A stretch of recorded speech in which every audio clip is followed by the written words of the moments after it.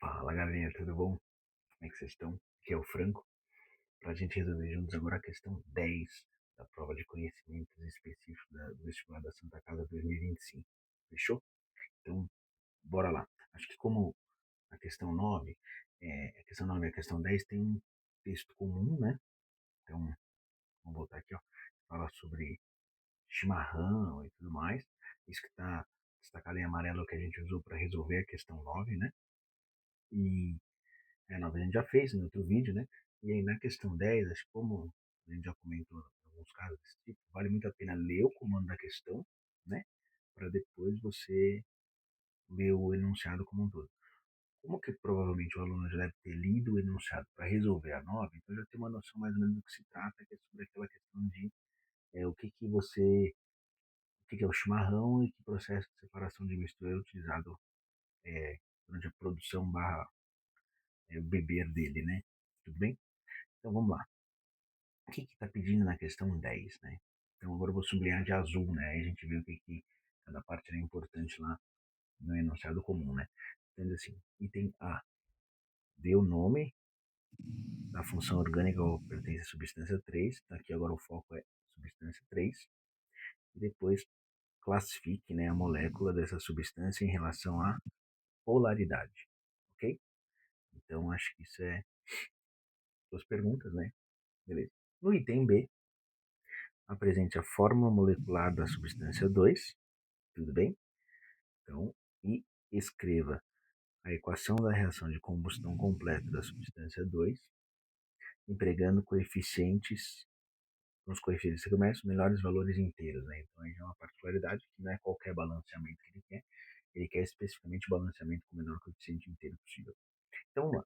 Então, assim, o que é importante entender dessa pergunta, né, é que ele está trabalhando com dois focos. Item A, substância 3, item B, substância 2. Então, aquela lógica de produção de chimarrão, tipo de mistura, já fez, ele já cobrou isso no, na questão 9. Então vamos lá.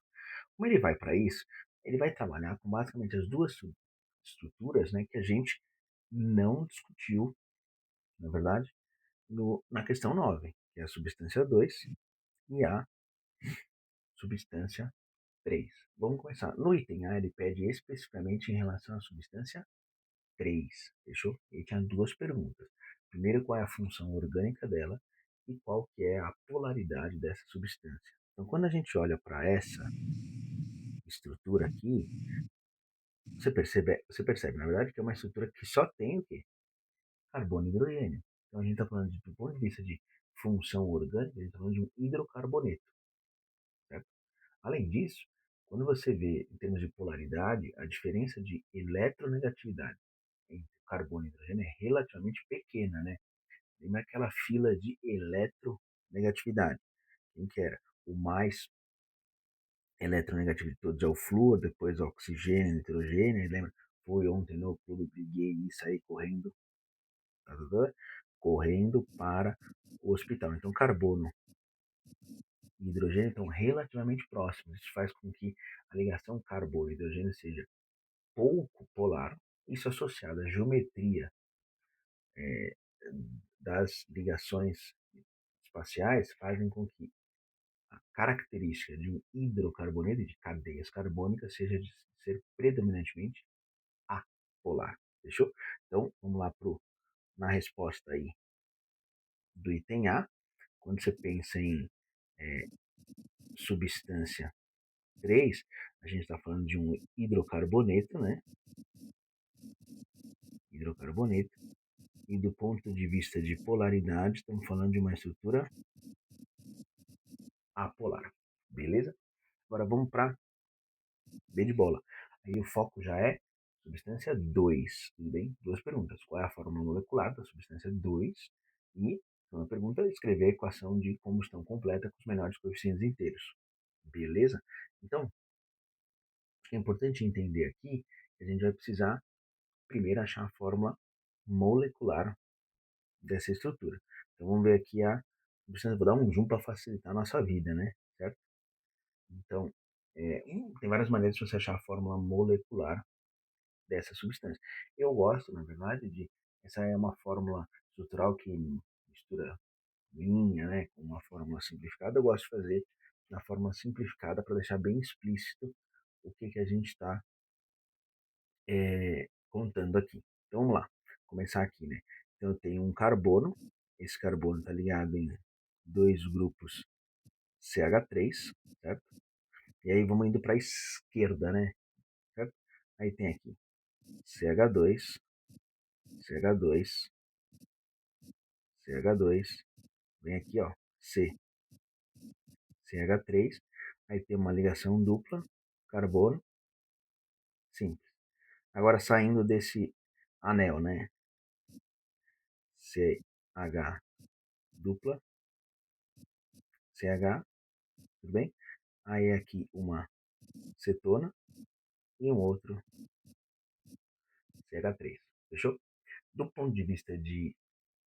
Agora vamos contar, né? Basicamente é contar, contar, contar, né? Então vamos contar carbono, pode ser?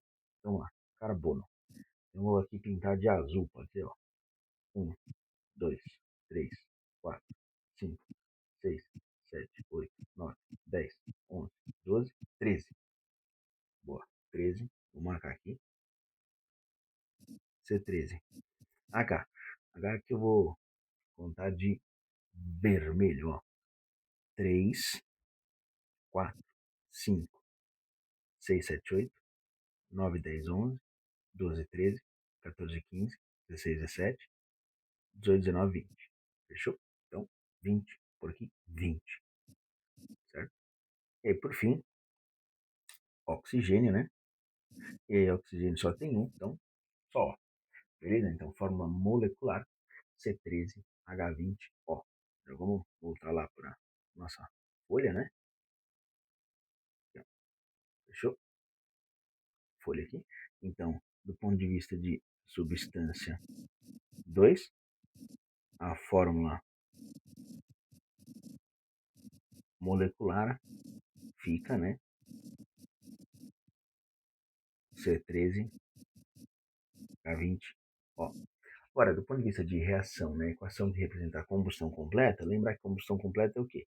Você vai pegar o seu combustível, certo? Reagir com gás oxigênio, que é o comburente, e aí, como tem carbono e hidrogênio no seu combustível, você produz tanto gás carbônico, CO2, quanto água.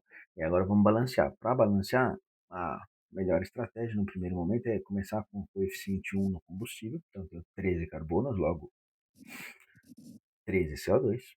Eu tenho 20 hidrogênios, portanto 10 águas. Agora, do ponto de vista de oxigênio, que vamos contar os oxigênios dos produtos, né? Então a gente tem 2 vezes 13, 26, mais 10, 36, tudo bem? Só que eu já tenho um oxigênio no combustível, então faltam 35 oxigênios. Então a gente chega em 35 sobre 2. Só que aí cuidado, né? Porque ele especificou que é menor coeficiente inteiro, então a gente vai ter que multiplicar todos esses coeficientes por 2, tudo bem? Eu vou apagar aqui, ó.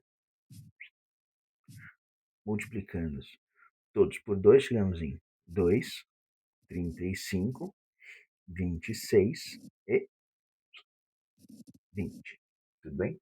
Então, esse é o balanceamento com os menores coeficientes inteiros possíveis. E a gente aí meio que mata o item B de bola também dessa questão. Então, beijo, pessoal. Abraço e até o próximo. Tchau, tchau.